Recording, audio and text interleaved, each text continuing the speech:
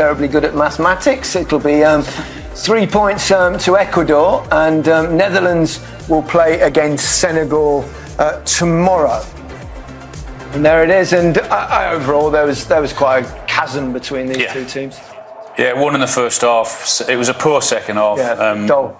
Ecuador managed it really well. There was no way that Qatar were getting back into the game. They kept the ball when they had to without being too much of a threat themselves. And yeah, it was very flat, wasn't it? The second half. Even the crowd disappeared just after half time, didn't they? They did a lot of them. A lot of empty seats. They avoided embarrassment, I suppose, is the thing to say in the second half, Qatar.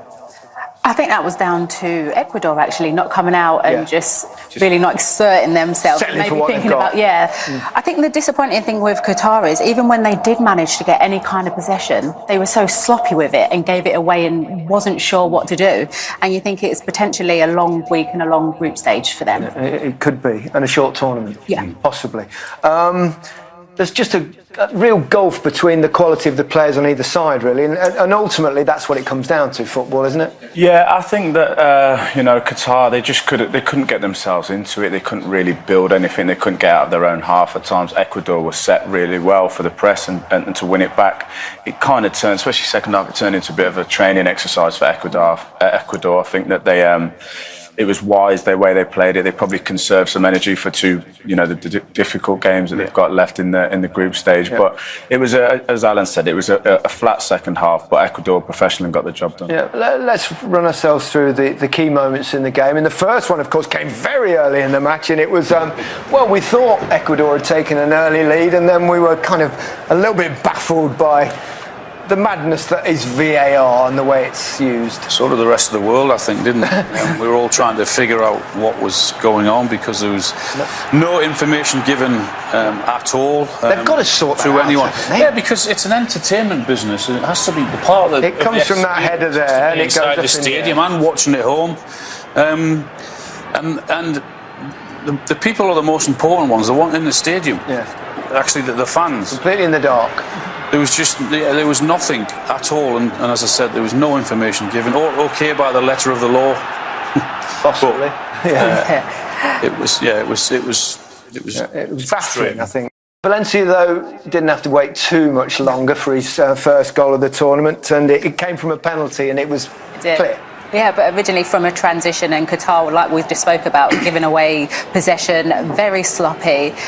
And this shows how Ecuador is so quick and direct between 3 passes and picking out the right pass here and a great run and you're through on goal. And that was a common theme throughout the rest of the whole 90 minutes, hitting them through the middle. But like you said, blatant penalty, yes, no deliberations about that, and so calmly taken. Very calmly taken, wasn't it? Especially considering what had happened to him before. Did you see that line training? Yeah, those kind of runs and in games. He weren't on penalties for us, but he should have been. Yeah, maybe. But what he did do that I seen today that he did do in training, he'd always be in between defenders. So always be in between a full-back and a centre-back. Always be in between the 2 centre-backs. He did it the whole 90 minutes today, and it's very clever forward play. And it's difficult as a centre-back when you always got to check to see where the striker is. He was never marked today. He was always picking up those pockets. Estrada would just play in behind the Qatar midfield, and then as we've seen on the penalty goal, with a good pass and release, Valencia was stretching them. There's a perfect example of that in the second goal, wasn't it? Yeah, it was, and it's exactly. I mean, the cross into the box was just fantastic. Casoda does really well in winning the ball and then driving his team forward, doing really good work. But the cross is the impressive thing. Ricardo, no other thought than whip it in, get in. Someone's saying, get on the end of it. Exactly what you want as a striker. Oh, it's a dreamland ball. It is. Get on the end of it. Thanks very much. Beautiful header. Magnificent header. They're the crosses that you work on as a full-back or a winger as well. Sometimes you don't even have to look. You know what area with pace you're going to put it in, and hoping, like you guys said, the striker's going to be there to get on the end of it. So many wingers that don't do that, Alex. I can tell you, they have a touch and they cut back. It drives you mad, doesn't it, Al? Yeah. Why do you think I've got no hair, Gary? Yeah. Post-match, I mean, he doesn't look overly concerned, but he did hobble off. I mean, that's got to be somewhat disconcerting, don't you think, for I think Ecuador? It would be a concern, but I think they was in such a comfortable position that any kind of risk they would have took him off today anyway. And they do have a few days now to manage whatever the problem might be. But I think on the basis of today, they're a very good team, very strong team. But playing against Senegal and Netherlands, they're going to need him at full fitness to do what he did today. That'll be a different proposition, Alex. Oh, they absolutely will. Their movement off the ball, how quickly they move it. It's about being organised, but they're going to be good games to watch. Yeah, certainly are. What gave them apart from obviously better footballers, what gave them the edge? When you're playing against poor opposition, and that's what Qatar were this evening, you've got to move the ball quickly, including when you win the ball back off them or when it's a poor pass of them. Your first thought has to be, can I play that ball quickly? And that's what Ecuador did. Break the lines. Pass it forward, there you go. And all of a sudden, you're in behind, because the turnover of possession is really key, and moving it really quickly. And players of this opposition, they can't deal with that if you do it as quick as what Ecuador did tonight. And that caused a lot of the problems for Qatar when they did that. You've got to have willing runners in behind. You've got to have someone or people who are good on the ball and can pass like that. He spots the space straight away. There you go. That's what I meant. The turnover of possession straight away. First thought forward into them, into the back five as it were. And yeah, that's what won them a game essentially. Sure, all those clips that you're just talking about there, Al, and what we've just shown. It's the movement off the ball. Every Qatar player there is ball watching. As soon as the ball goes forward, they don't even know who's running off their shoulder and where they are. They're just ball watching the whole time. And you think when they play against the Netherlands and Senegal and their movement. Makes it a lot easier, doesn't it, if you don't. I think overall Qatar had 3 touches in the opposition's box in the game, but they all led to kind of half chances, actually. Yeah. Really is. If you're opening the World Cup and you want to give a good account of yourself, this was the best one. Yeah. Obviously, I think that could have made all the difference. Stoppage time in the first half. Just before half time, perfect time to score.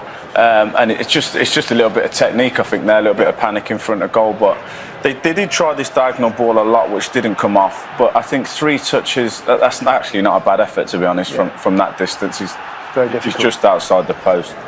But even in the build-up at times, it was just so sloppy. They would manage to get into the middle third, and nothing would come of it. That's actually a good ball and a half decent chance, but it wasn't. They didn't do nearly enough to win a game of football at this level. And they've got work to do, because, as we've said, they're coming up against tougher opposition. Not one effort on target and 3 touches in the box. Nowhere near good enough. We've got a contender already. I mean, we love a bit of a roll-up, don't we? Not that kind of roll-up. An injury one in a World Cup. Sorry about that, just for a minute. But let's. This is early contender. We've counted 4.5 rolls for this one from Afif. Maybe 5. I think. Oh, there he goes, another one. Just half a roll. This was Neymar, of course. 1, 2, 3. Oh, that probably. Oi. I think he might have just picked Neymar. So 6-5, isn't it? Early contender. Sorry, that's awful.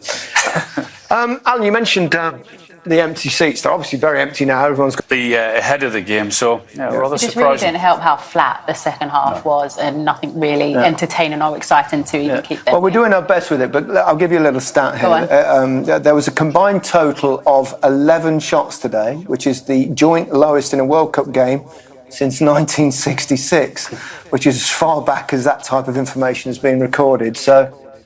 We did our best to find we had 2 goals though. There's been a lot of 0-0s, so it wasn't all bad. It was a good start to the game, though, wasn't it? There was plenty to talk about. Cracking start. I thought we were going to get. Do you know what? Ecuador will take that all day. They're happy with that. Well, I think once they got to up at half time, they just and then they just took the foot off the gas a little bit. But it wasn't the spectacle second half. Senegal and Netherlands are playing tomorrow. They'll be watching that. The other 2 teams in Group A. They won't be terrified. No, I don't think they'll be too worried. Although Mane is missing, isn't he, for Senegal? So they might be a different proposition. But they won't worry too much about both of those teams tonight. And of course, the top 2 from this group could play, I should say. Should they qualify, England or Wales, or hopefully both. And that's the thing, you're also looking for the route, and also, like Al just said, it's never getting complacent. It's about getting the job done and not focusing on other people but yourselves and what you can bring. Yeah, there's always a danger though, isn't there, when you start to look ahead at who you might play in the knockout, but we all do it. Because you really have to focus on that next team, and that is all you can do, or that next training